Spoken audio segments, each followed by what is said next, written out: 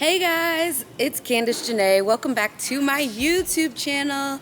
I'm super excited because I'm going to be sharing with you guys some tips and insight on what I wish I knew before traveling to Tulum as an American, especially as a Black woman. Now, I speak Spanish and all that, but before we get into that, make sure you guys are subscribed to the channel, getting notifications, and comment down below just so that I know you're a part of the tribe and I can welcome you over here too. I appreciate you guys hanging out with me. So, a few things I wish I knew before traveling to Tulum.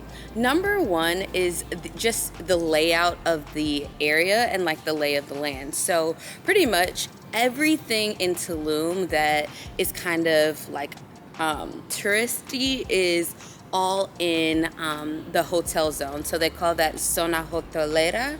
And I'm over here going back and forth between Spanish and English, but what they do in that area, it's all of the hotels, it's most of like the restaurants, and it's basically one long street that just has nothing but hotels and nothing but, you know, restaurants, beachfront resorts, places like Rosa Negra, Taboo, Funky Geisha. There's so many other really great places. So that's the one thing I wish I knew, is that everything is kind of located over there. Now, where I typically stay is in an area called La Valeta, and that's a little bit kind of closer to downtown Tulum. Downtown Tulum also has a ton of restaurants and things like that. It still kind of feels touristy, but it feels kind of like, you know, not American touristy, but it feels kind of like shops and like little things that feel a little less like what we think Tulum is supposed to be. Hotel Zone is very much so like the area where you see all of the, you know, the decor that feels like this Tulum aesthetic and vibe with like these, I don't know if that's bamboo or like whatever those things are. So that's one thing that I wish I knew, is just kind of like the lay of the land and like the culture of like how people hang out here. Downtown Tulum is also pretty cool, but it's not where people spend most of their time. The second thing I wish I knew when traveling here is that the taxi drivers, first of all, of course they don't take, most of them don't take card. You can find one in advance where that may take card and contact them.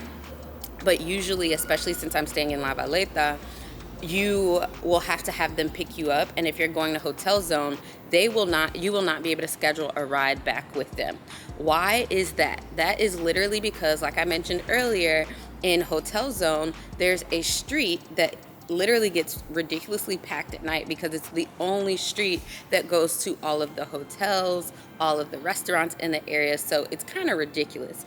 So basically, if you want a taxi at night, you're gonna have to get a taxi at night from like Hotel Zone. It gets really packed. If you want, basically, if you want a ride from there, you have to basically flag it down. Now, here's the thing about flagging a taxi down. This is the third thing I wish I knew, is that they are going to do their best to overcharge you.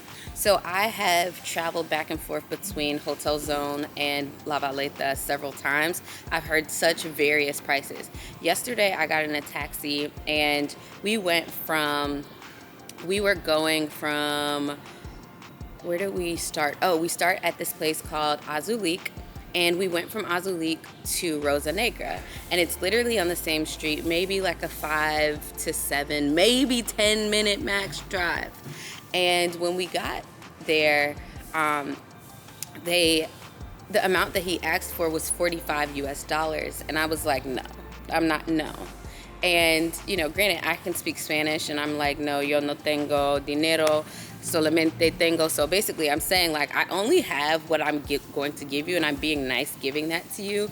But basically they're going to try to overcharge. So the one thing is to, before you get into the taxi, and if you speak any Spanish at all, just say cuánto sale or say cuántos pesos, because they'll try to get you to pay American dollars, and you don't need to pay American dollars. Same thing happened last night. Is I basically got a hotel back, or got a taxi back from Hotel Zone to my actual hotel, and they basically, you know, tried to charge me something ridiculous. But before I got in, you just have to negotiate the prices, because I've seen, you know, some folks charge 400 pesos, 500 pesos, but then the most I've ever heard was 800, and I was like, oh no, you're not getting 800 pesos. I'll go to the next person. And usually if you just walk away from whatever taxi driver that you're talking to, they'll be like, oh wait, no, come back and I'll do this for you. So you just have to negotiate your taxi.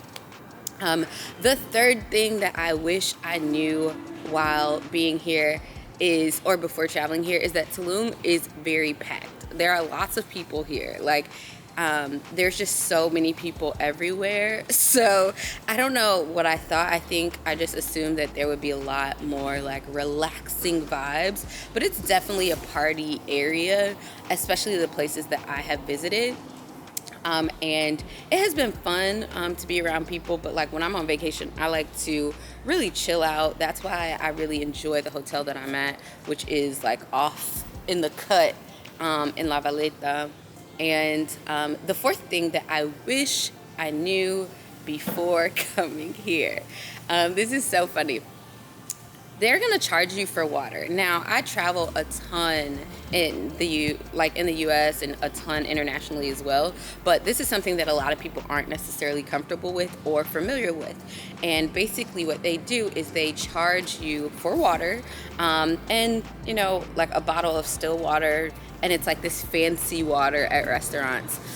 So if you ask for still water, they're still gonna charge you, but it's maybe the equivalent of $7 to $10, but it's kind of like a big bottle of water, but it's still, you know, a little shocker to you if you're not necessarily comfortable or have never done that before. All right, now the last thing I wish I knew is that most places here, especially if you're going out or you're a person that likes to enjoy restaurants that have like good music, there's not many places that play like actual hip hop music, but there's this one place called Mambo that plays hip hop music, and it's like American, like what you would hear in an Atlanta, a New York. So that was kind of cool. It's like a hookah slash like bar slash type place, and that was really fun. They have like one really big table also that has like swings and stuff on there, so that was really cool.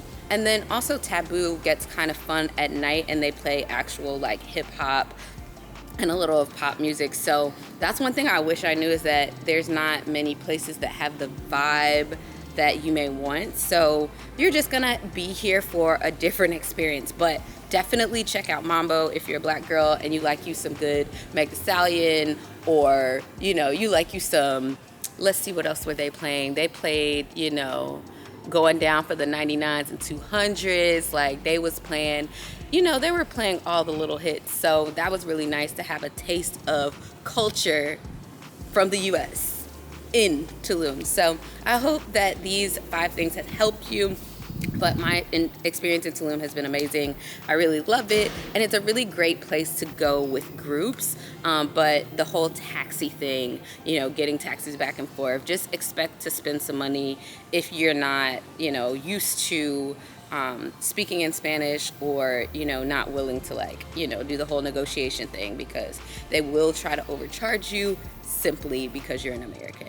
All right, thanks for watching today. Make sure you're subscribed, and I'll see you guys again on my next video.